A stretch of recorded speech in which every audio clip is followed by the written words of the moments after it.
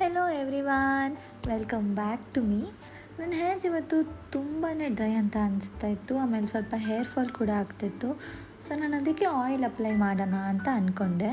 So ನಾನು ಮನೇಲೇ ಹೇಗೆ ಆಯಿಲ್ನ ಪ್ರಿಪೇರ್ ಮಾಡ್ಕೊತೀನಿ ಅಂತ ನಾನು ನಿಮಗೆ ಇಲ್ಲಿ ತೋರಿಸ್ತೀನಿ. ನಾನಿಲ್ಲಿ ಮೆಂತ್ಯ, ಕರಿಬೇವು, ಈರುಳ್ಳಿ, ಆಮ್ಲ ಮತ್ತು ವೀಳ್ಯದೆಲೆನ ಇಟ್ಕೊಂಡಿದ್ದೀನಿ. ನೀವು ನಿಮಗಿಷ್ಟ ಇರೋ ಯಾವುದೇ ಕೊಕೊನಟ್ ಆಯಿಲ್ನ ಬೇಕಾದರೂ ಯೂಸ್ ಮಾಡ್ಕೋಬೋದು.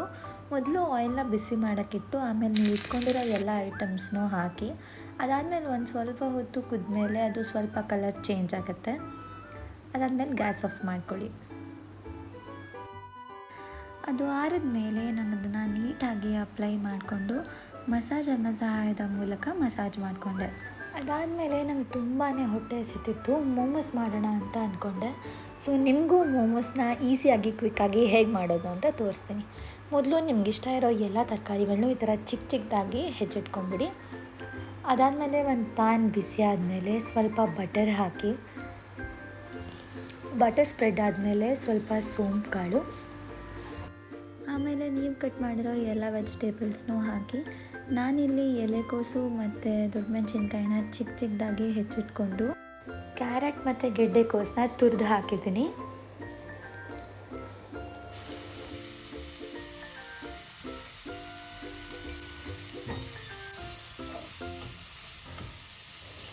ಇದು ಸ್ವಲ್ಪ ಫ್ರೈ ಆದಮೇಲೆ ಇದಕ್ಕೆ ಉಪ್ಪು, pepper powder, garam masala, coriander powder, ಆಮೇಲೆ ಚಾಟ್ ಮಸಾಲ, ಸ್ವಲ್ಪ ರೆಡ್ ಚಿಲ್ಲಿ ಪೌಡರ್ ಇಷ್ಟನ್ನು ಹಾಕಿ ಸ್ವಲ್ಪ ಹೊತ್ತು ಮಿಕ್ಸ್ ಮಾಡಿ.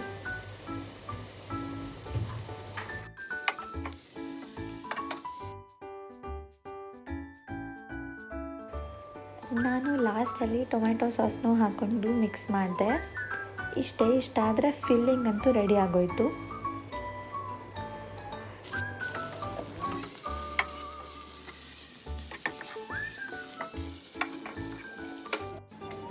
ನಾನು ಗೋಧಿ ಹಿಟ್ಟನ್ನು ಮುಂಚೆನೇ ರೆಡಿ ಮಾಡಿಕೊಂಡು ಸ್ಟಫಿಂಗ್ ಆಗೋ ತನಕ ನೆನೆಯೋಕ್ಕಂತ ಇಟ್ಟಿದ್ದೆ.